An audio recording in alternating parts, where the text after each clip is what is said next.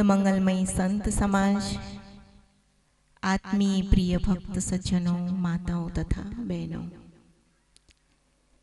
આજે શુભગામ છોટવડ મુકામે ભક્તરાશ્રી લાલુભાઈ, રેવાભાઈ, ભીખાભાઈ અને કુટુંબ પરિવારના બધા જ સભ્યોએ મળી અને આજે આ સુંદર કાર્યક્રમનું આયોજન કર્યું તે બદલ ખૂબ ખૂબ ધન્યવાદ.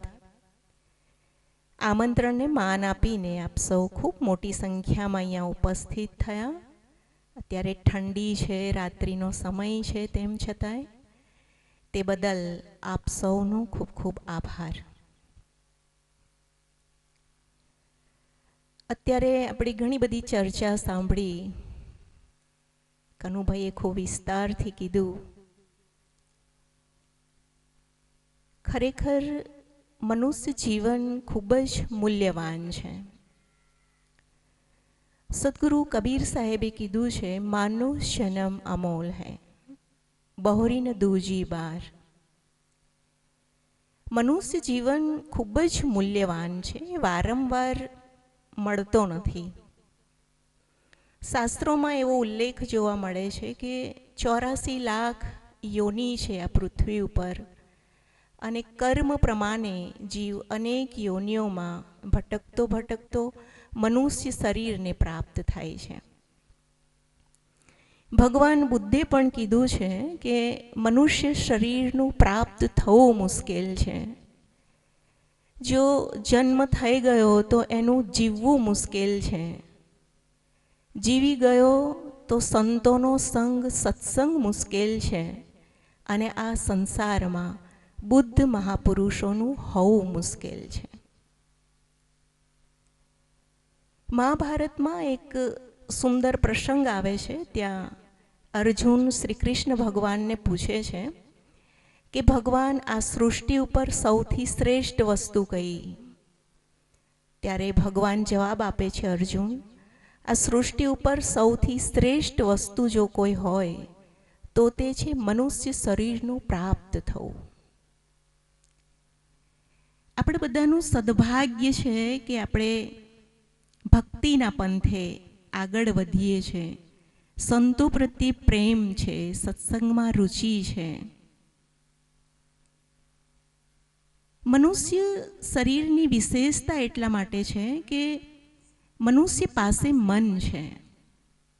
અન્ય પશુ પક્ષીઓ પાસે પણ મન છે, પણ મનુષ્ય પાસે કંઈક વિશેષ મન છે. મનનાત મનુષ્ય, જે મનન કરે છે, ચિંતન કરે છે, એ મનુષ્ય છે. સદગુરુ કબીર સાહેબે પહેલી જ રમૈનીમાં કીધું છે, અંતર જ્યોતિ શબ્દ એક નારી. અંતર જ્યોતિ, આ પૃથ્વી પર જેટલા શરીરધારી જીવો છે બધામાં ચેતન આત્મા નિવાસ કરે છે. પણ મનુષ્યની વિશેષતા એ છે કે શબ્દ યાની શબ્દ શક્તિ, નારી મતલબ કલ્પના શક્તિ. એ કલ્પના કરી શકે છે, ચિંતન મનન કરી શકે છે અને શબ્દ દ્વારા એને વ્યક્ત કરી શકે છે. મનુષ્ય ચિંતન મનન કરે છે, સાથે સાથે કર્મ કરે છે. મનુષ્યનું જીવન એ કર્મ ભૂમિકા છે. જેવા જેવા કર્મ માણસ કરે છે એવું એવું એને ફળ મળે છે. અન્ય શરીરધારી પશુ પક્ષીઓ ચિંતન મનન નથી કરી શકતા. પોતાના જીવનમાં કોઈ પણ પ્રકારનો સુધાર નથી કરી શકતા.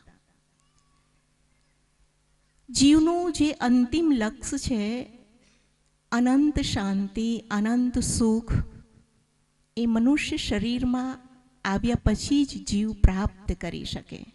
એટલા માટે એને મોક્ષનું દ્વાર કહેવામાં આવ્યું છે. મનની આ વિશેષતાને કારણે જ મનુષ્યનું મન અત્યંત સંવેદનશીલ છે. એના ઉપર શબ્દનો ખૂબ પ્રભાવ પડે છે અને એટલા જ માટે મનુષ્યના જીવનમાં સત્સંગનું મહત્વ છે. બીજું એ કે આપણે સાંભળી શકીએ છીએ, સમજી શકીએ છીએ, વિચારી શકીએ છીએ અને જીવનમાં પરિવર્તન લાવી શકીએ છીએ. એટલા માટે સત્સંગનું મહત્વ છે. જીવન દરમિયાન, દિવસ દરમિયાન માણસ જે કંઈક પ્રવૃત્તિ કરે છે, જે કંઈક કામ કરે છે, જે કંઈક વિચારે છે, એની પાછળનો એક જ ઉદ્દેશ છે, અને તે છે સુખ મળે, શાંતિ મળે, સંતોષ મળે. સાચું સુખ, શાંતિ અને સંતોષ મનુષ્યના સુંદર વિચારોમાં છે, મનુષ્યના સુંદર ભાવનાઓમાં છે, મનુષ્યના સુંદર કર્મમાં છે. જરૂરી નથી કે તમે કબીરપંથી બનો, જરૂરી નથી કે તમે જૈન ધર્મનો સ્વીકાર કરો, જરૂરી નથી કે તમે કોઈ પણ સંપ્રદાયમાં એની પરંપરાને માનો. જરૂરી એ છે કે મનુષ્ય પોતાના મૂલ્યોને સમજે, જીવનના શાશ્વત નિયમોને સમજે, કર્મના સિદ્ધાંતને સમજે. અને એક પ્યાસ છે કે સુખ મળે, શાંતિ મળે, સંતોષ મળે, કંઈક એવી સંપત્તિ મળે કે જેને આપણે સાથે લઈ જઈએ. તો તે છે ભક્તિ, જ્ઞાન, વૈરાગ્ય, સુંદર ભાવનાઓ અને સુંદર સંસ્કાર. આજે આ કાર્યક્રમને આપણે ઉજવી રહ્યા છે ભક્તરા શ્રી રેવાભાઈ. 25 વર્ષ એમને નોકરી કરી અને નિવૃત્ત થયા ત્યારે મનમાં એક સુંદર અને શુભ સંકલ્પ જાગ્યો કે સંતોને બોલાવીએ, સત્સંગ સાંભળીએ, જે કંઈક અર્થ છે લોકોને જમાડીએ. આ એક સુંદર અને શુભ સંકલ્પ એમને જે કર્યો એ એકાએક નથી થઈ ગયો. એની પાછળ એમના મનની લાંબી ભક્તિ છે, સંતો પ્રત્યે પ્રેમ છે, શ્રદ્ધા છે, અને આજે આ સુંદર ભાવ એમનો પૂરો થઈ રહ્યો છે. એ પોતે સુંદર ભાવ સાથે આ સુંદર પ્રસંગ તો ઉજવી જ રહ્યા છે, સાથે સાથે કુટુંબ, પરિવાર અને આપણા બધાને એક સુંદર પ્રેરણા આપી રહ્યા છે કે જીવનમાં કંઈક આવું કરવું જોઈએ. આપણે જીવન દરમિયાન જે કંઈક પ્રવૃત્તિઓ કરીએ છીએ, જે કંઈક પ્રાપ્ત કરીએ છીએ, જીવનનો લગભગ લાંબો સમય આપણે એવી ચીજ વસ્તુઓ પાછળ ખર્ચી નાખીએ છીએ કે જે અહીંનું અહીં જ મૂકીને આપણે જવાનું છે. પણ જીવનનું સાચા અર્થમાં સાચું ભાથું જો કોઈ હોય તો તે છે ભક્તિ,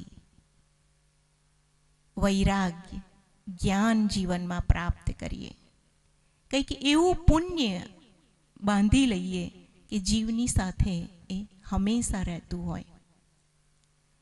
અને સુંદર ભાવ સાથે સુંદર કરેલા કર્મ એ જ જીવની સાચી પૂંજી છે.